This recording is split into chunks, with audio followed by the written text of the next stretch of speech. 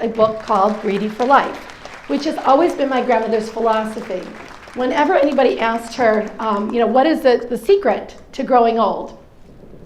She would say, it's because I've always been greedy for life. So tonight, we're actually here to talk a little bit about a fun twist on one of the chapters from the book, which is really dealing with something called the imposter syndrome. Have any of you here ever experienced a feeling where you say, pretty soon they're going to find out I really have no idea what I'm doing? So when we talk about the imposter syndrome, and Grandma and I were talking about the confidence that you need to have, this chapter became entitled Wearing Your Big Girl Shoes. And so I'm going to ask everybody who has ever felt at one moment in their life inadequate, lacking in confidence, or like the role that they were playing in their world, they felt like an imposter. Raise your hand. So only Grandma does not feel like an imposter. And well done for you, girl. So by the time you get to be 101, you find your confidence, you find your rhythm, and until then, we all suffer. So important again that we find the opportunity to step up and say, it's okay. I can be confident in not being confident.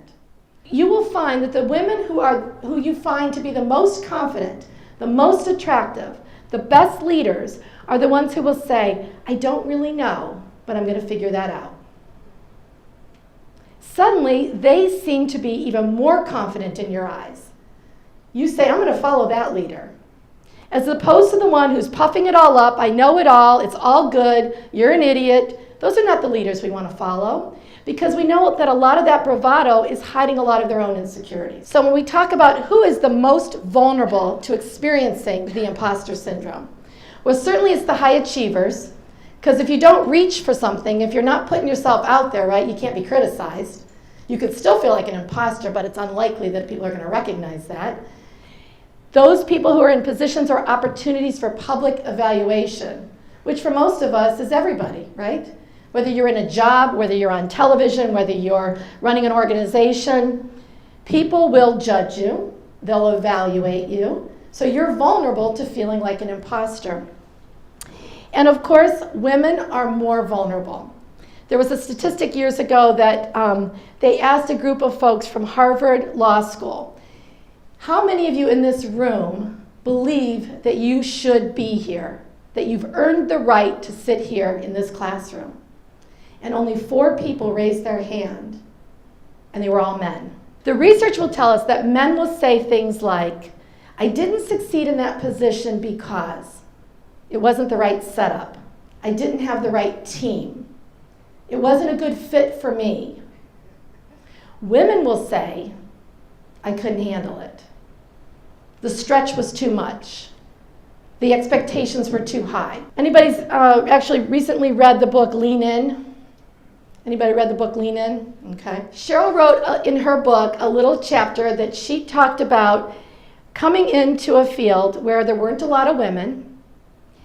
And what she realized when she became the chief operating officer of Facebook was that when she entered the room, the women would all sit kind of in the boardroom near the side, and the men would plunk themselves front and center around the table. When the speaker would say, we have 10 more minutes left for questions, and everybody had their hands up, it should say just a few more questions, the women would put their hands down, and the men would keep their hands up. So what would happen? More of the men got their questions answered, got their needs met, while the women thought they were following the rules, cut themselves short of opportunities to be successful because they don't keep their hand up.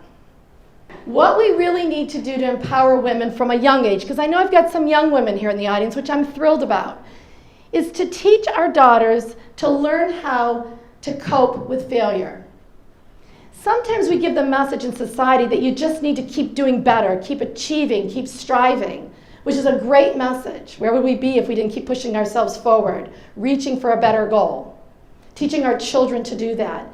But if we don't teach them along the way, when you fail, when you don't get into the school that you wanted to get into, when you didn't get the job that you really had your hopes set for, how do you cope with that failure? Because I'm here to tell you that the thing that we learn the most from is our failures. If everything was easy and you're clipping along and life is good, you're probably not working real hard to reach the next level, to be a better you, right?